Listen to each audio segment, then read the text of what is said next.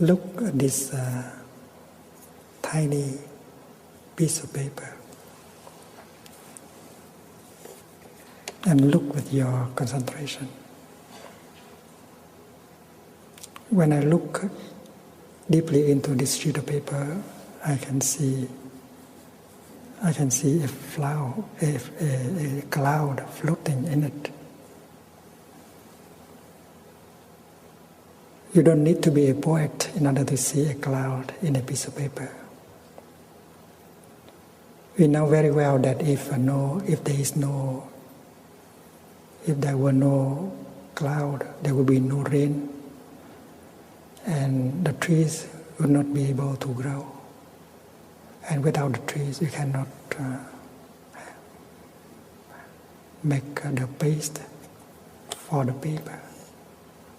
So really, the cloud is in here. It's inside the paper. Paper is made of non-paper elements, and water cloud is one of these non-paper elements.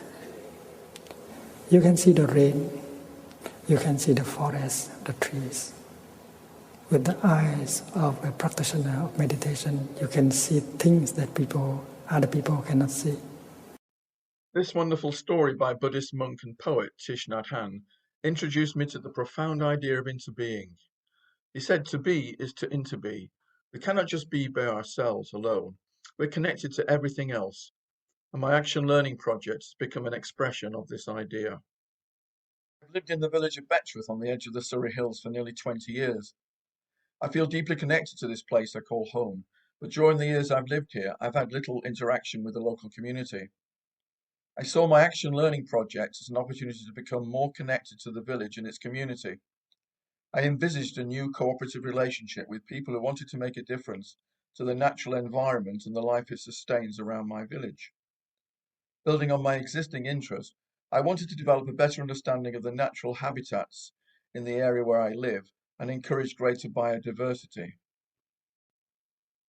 As I was starting my project, I stumbled on the website of a group of people who call themselves the RE Betchworth Climate and Ecology Network Group. RE stands for rewilding, recycling, reducing, repairing, reusing, restoring, and more. I emailed the leader of the group and offered to help explain that I was starting an Action Learning project and I intended to create some habitat maps. He invited me to the next meeting of the group in his kitchen, and while stroking his cat, I was welcomed and assimilated into the group. I immediately felt that I was amongst kindred spirits, and that sense of belonging has grown over the last 4 months. Our kitchen meetings are jolly affairs, but they're also businesslike. We created a plan around the idea of a greener, healthier Betchworth, and our priorities in the current year are firstly to establish a forest school, and we're going to offer tasters in August. Secondly, we want to support a Jubilee Plant a Tree campaign. We've already reached our target of 70 new trees with the help of our local plant nursery. Thirdly, we want to organise a village apple pressing festival in September. We're also encouraging greater awareness of the problems of biodiversity and climate change. And currently we're trying to establish a charitable foundation to raise funds for our work. In the short time I've been involved, we've developed a communication strategy to enable us to share the work we're doing and invite collaboration. We're using the village WhatsApp forum, our own mail list of people who've expressed interest in our work, the parish magazine and notice board, and printed leaflets that are inserted into the parish magazine that every resident receives. I've helped by creating a new biodiversity website and a YouTube channel for our educational nature movies. Collaboration is at the heart of our project, and I've experienced 2 forms of participation. The first is where I've contributed to the work of the group through my own activities. For example, in creating the biodiversity website and making habitat maps and short nature movies. Over the last 4 months, I've made 6 short nature movies for the project, and these have been circulated to our community and posted on the educational page of our website.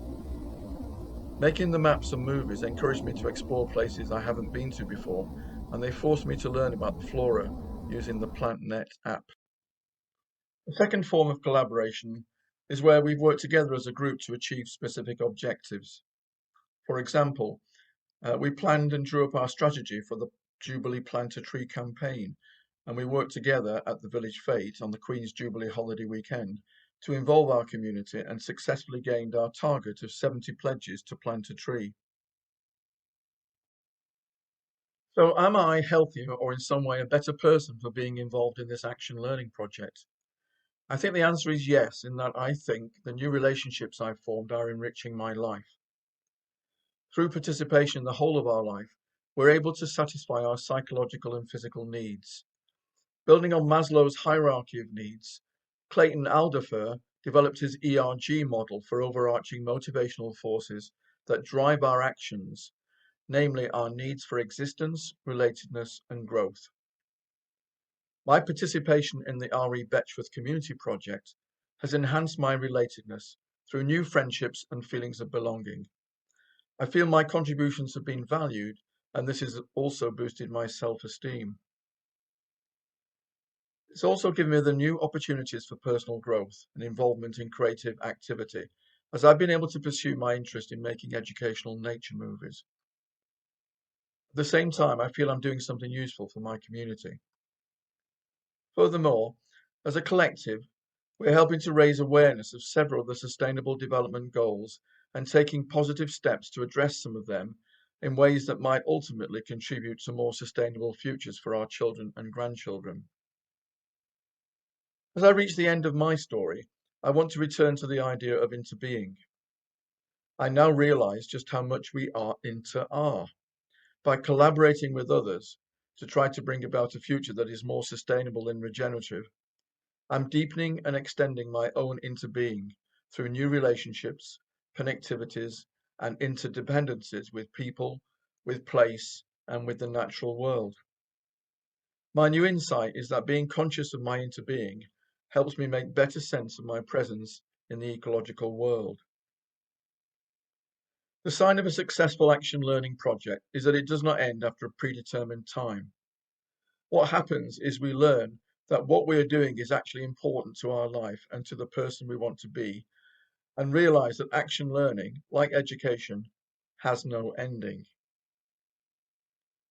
I'd like to conclude by saying a special thank you to artist and environmental activist Brenna Quinlan, who unknowingly collaborated with me in this presentation. Thank you.